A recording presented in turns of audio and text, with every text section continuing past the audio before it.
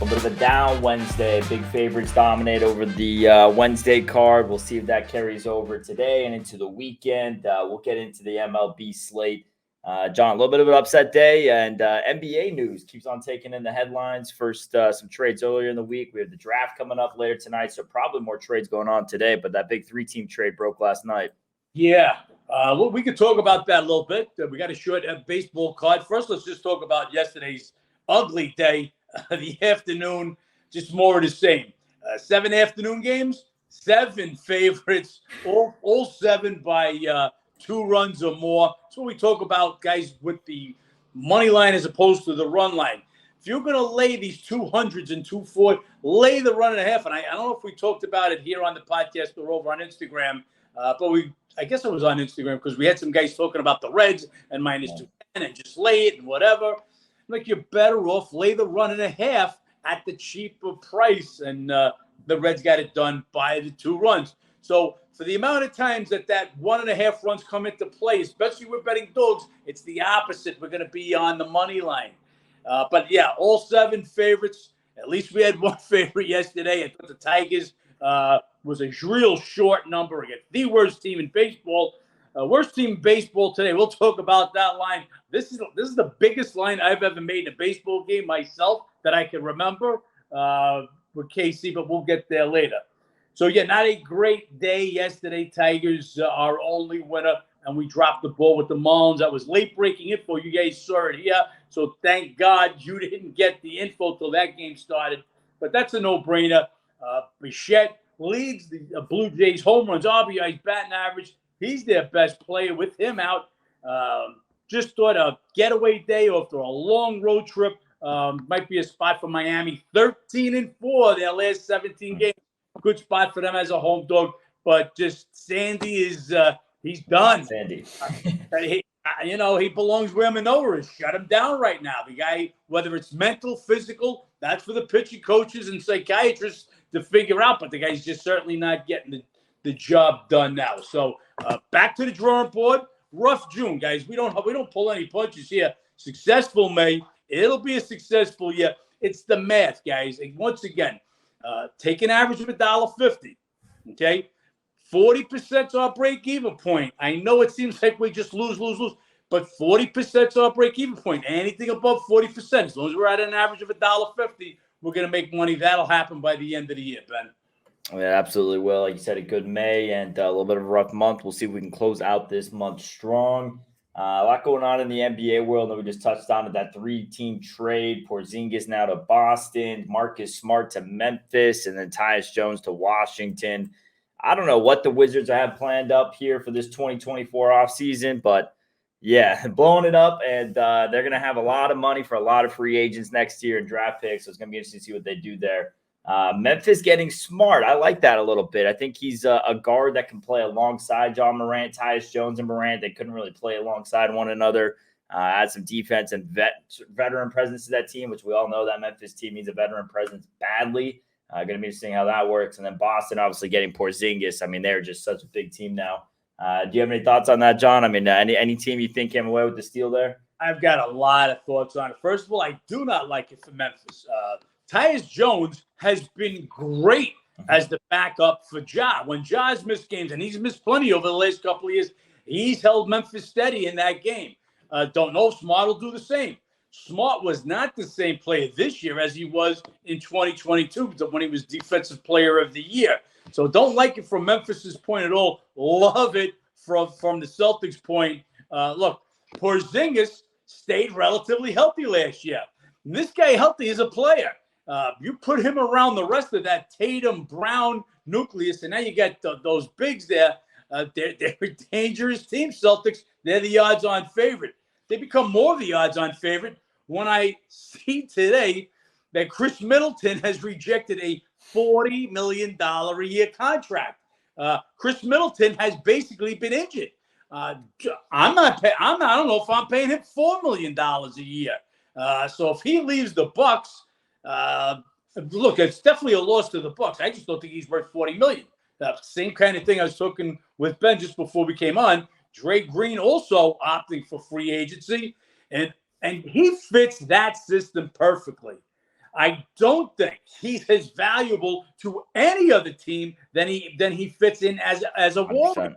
100%. So I don't know who's paying him. I ain't paying him $27 million. So unless him and Middleton are doing this as negotiation tactics to re-sign with their old team, I don't know where they're going. I wouldn't pay either one of them what they're getting. They're probably best off where they were. But getting back to the Celtics, yeah, odds-on favorite now with that lineup. They get rid of Smart.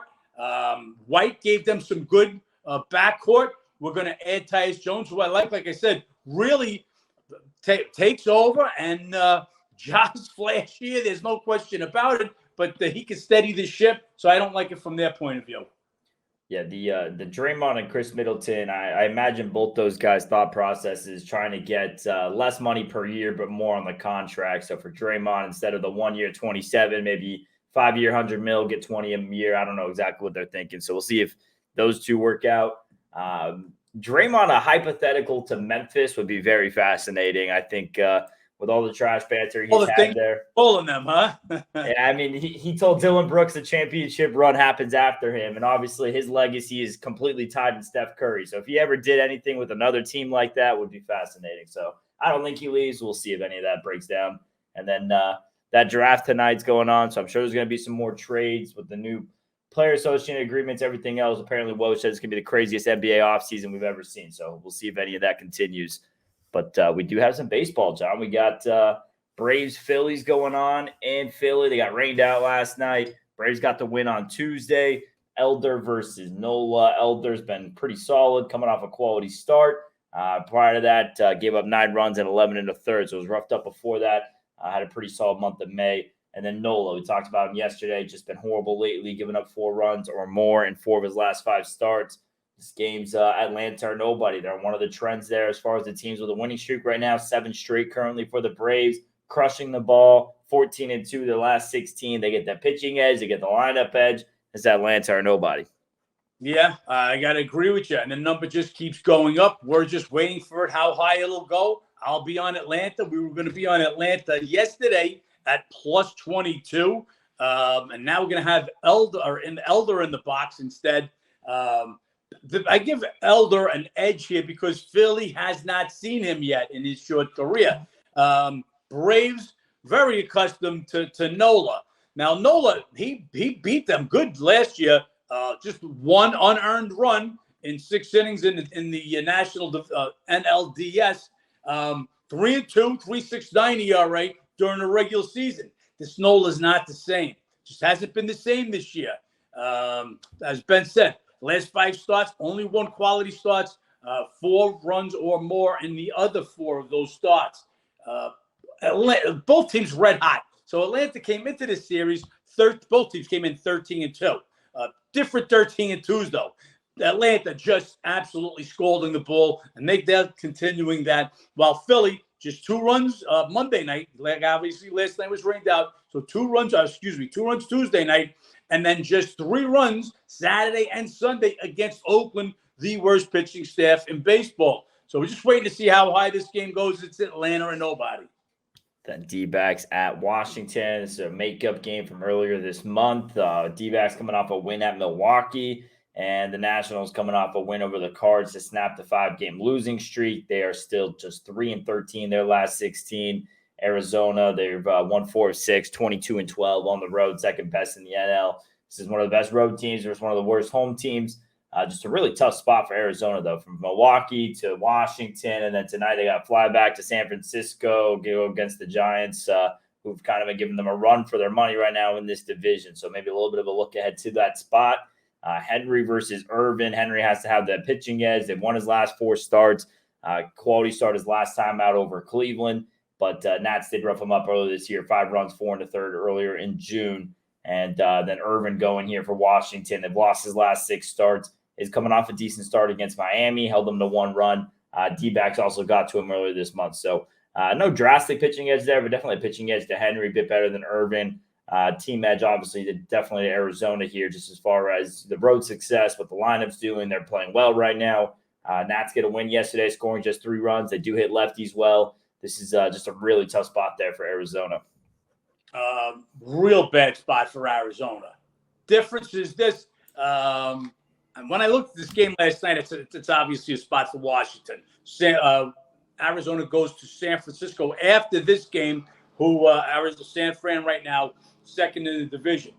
So it was definitely a look-ahead spot, but thought they may rest some guys today. They're not. They're going for it. Everybody in it, Perdomo, Marte, Carroll, Walker, Gurriel, all their main starters, all in the lineup. Tells me they're going for this game today. Irvin is just absolutely horrible, as Ben said. Arizona's second best road record in Major League Baseball. National, not only second best road record, excuse the allergies, guys, I'm losing my mind here.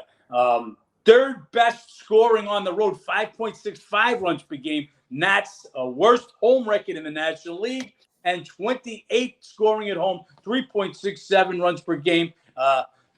Ice cold. They won yesterday for just the third time in 16 games. I got to like the Diamondbacks in this one. I never laid as big a favorite, but I laid it today just for one unit.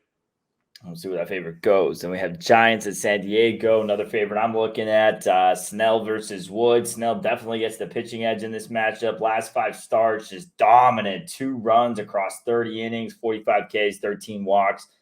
Really good numbers against the Giants last year. He went 2-1, 1.02 ERA in 3 starts. Wood, he returned at Dodger Stadium, was fantastic. 5 shutout innings. That was the game they killed them 15-zip. But not the best numbers against the Padres last year. In the 3 starts in San Francisco, gave up 11 runs in 12 innings. They lost all 3 starts. And at home so far this year, 6.00 ERA. So home struggles so far this season. Home struggles against the Padres. We'll see if that continues here. So Snell is a massive pitching edge. Giants, though, just red hot, 10 straight, 8 runs per game, taking care of business in this series so far. They lead this series. This is tough to go against the trend there. I think the pitching edge might be worth it. Padres are nothing for me. Yeah, you got opposing trends here. You got Snell, who's just absolutely lights out, pitching his best ball since he's come back. He looks fantastic. But San Fran is just on fire, getting done every which way. Now, they got some injury problems. Wade missed the last couple of games, and Yastrzemski left yesterday's game. Neither would probably play today anyway against the lefty. You'll see that right-handed hitting lineup that they got in there. Peterson will probably also be on the bench. This is a game I could see San Fran taking off with Arizona next with that 10-game win streak. And it's San Diego or nobody, but I just don't want to lay $1.30 on the road. The overnight was minus 110. The Sharps buried this game, like I said, up to 130 and climbing higher. So it's San Diego or nobody in this game. But for me, just going to be nobody. Padres, just this team continually just disappoints. Can't go against 10-game winning streak, but I'm not bucking the Snell situation. I think it could be a game San Fran takes off. Yeah, I'm interested to see if Padres get rid of Melvin midseason. They kind of have to. I feel like similar thing with Phillies last year. They were very much so underperforming under Girardi. They give them the boot. Next thing you know, they go on their run. So we'll see if they come to their senses anytime soon. Then we have Pirates going to Miami. Pirates now, 9 straight losses, scoring just 5 runs total in their last 5, hitting $148 this week. Cannot back that. Meanwhile, Miami, they're coming off a loss to Toronto. They dropped their last 2 after the 5-game win streak. Keller versus Garrett. Garrett's been really good, but he does have some home struggles. Last 2 starts, he allowed 1 run across 11 1/3. But at home this season, 1-1, 6.35 ERA in 6 outings.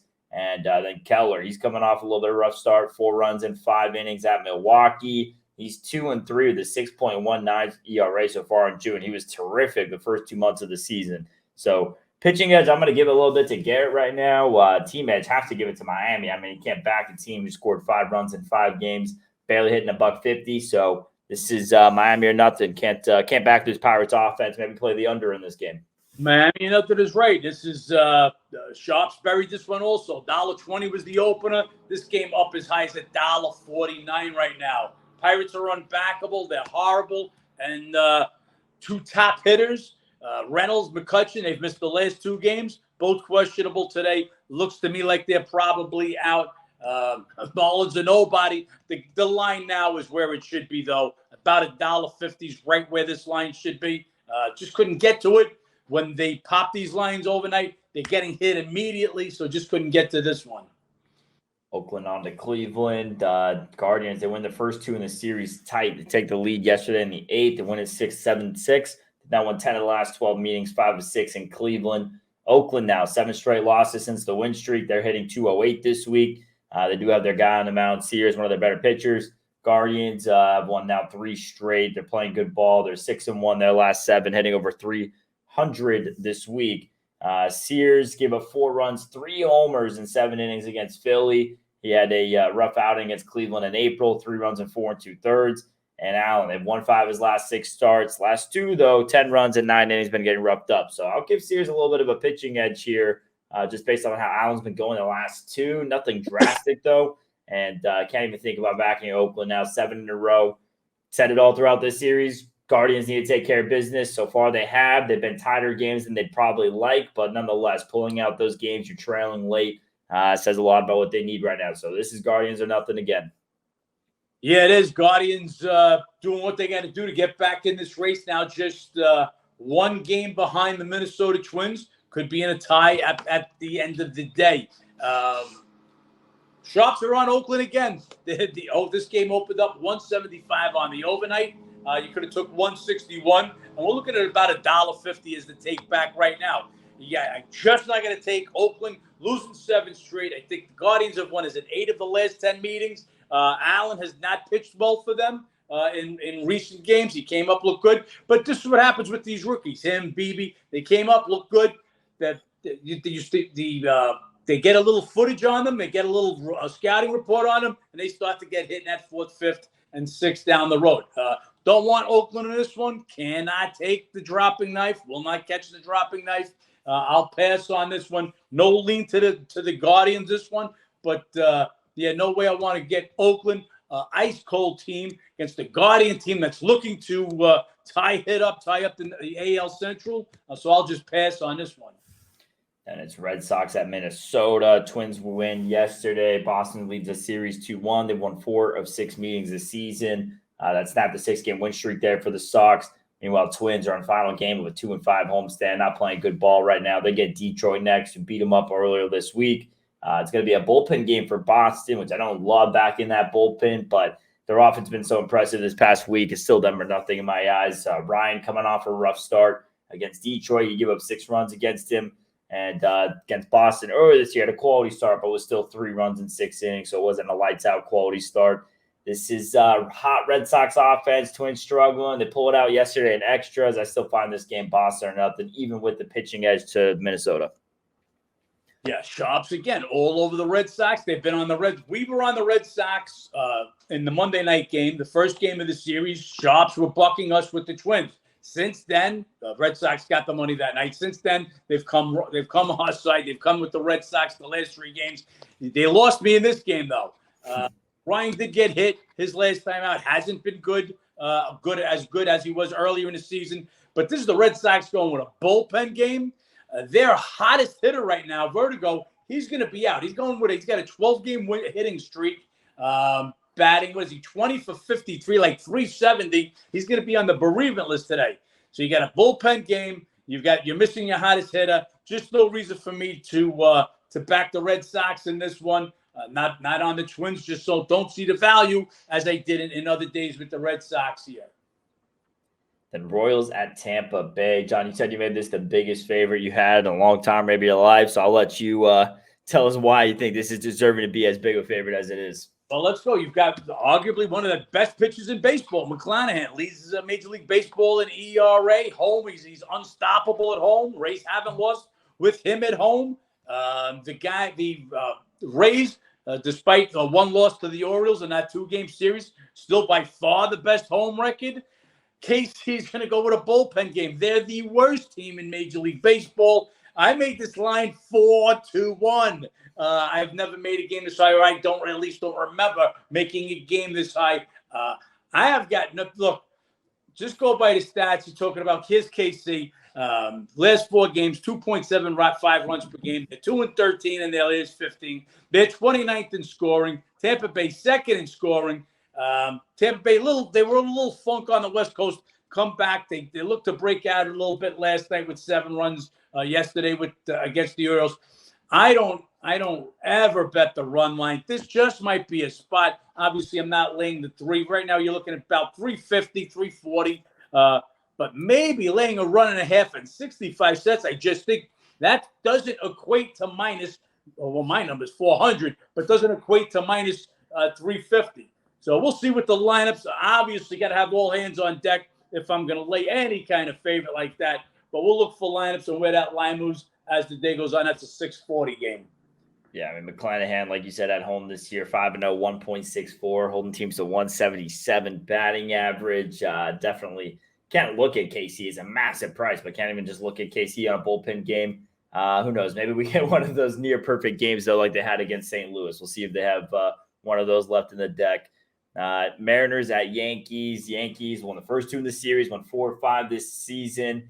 Mariners now lost 3 of 4. They're hitting just 184 this week, 3-12 their last 15 road games. Can't back that. Yankees now, they won the last 2 after the 4-game losing streak. Bat's still quiet, just hitting 200 this week. Wu versus Herman. Wu's been better the last 2 starts, 4 runs and 10 in the third. And then Herman, he was crushed his last time out at Boston, 7 runs, 7 hits in 2 innings. Prior to that, he had 2 quality starts, and he's been much better at home. He's 2-3, 2.92 and 6 home starts this year.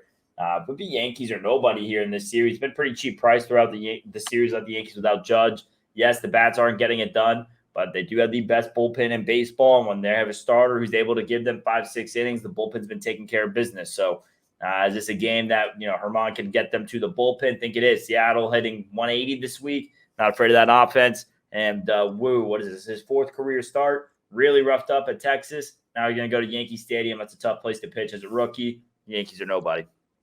At this line, I'd have to agree, Ben. Yankees opened up a 125 favorite, and I thought just about that's what the right line should have been. The Sharps have buried Seattle. They are now a 110 favorite. I just don't see it. Yankees aren't hitting, but neither is Seattle. Seattle now batting 184 this week, scoring just 2.75 runs per game. They're 3-12 their last 15 on the road. J.P. Crawford, he'll miss his 3rd game here. I just don't see the value now making Seattle a road favorite. I get how much you're missing with Judge, but it's Yankees and nobody. Again, that's a late game. That's a 7:05 game. We'll wait to see if everybody's on deck, all hands on deck for the Yankees, because without Judge, obviously makes Rizzo, these guys, Torres, that much more important to be in the lineup. Yeah, it seems as if Sharps is betting the Seattle throughout that series. Now it's the game they can't get swept, so that's the reason for it. We'll see if that pans out. Well, they bet the Seattle game 1. They came back with Yankees against Castillo, and now they're flipping the script going against the sweep.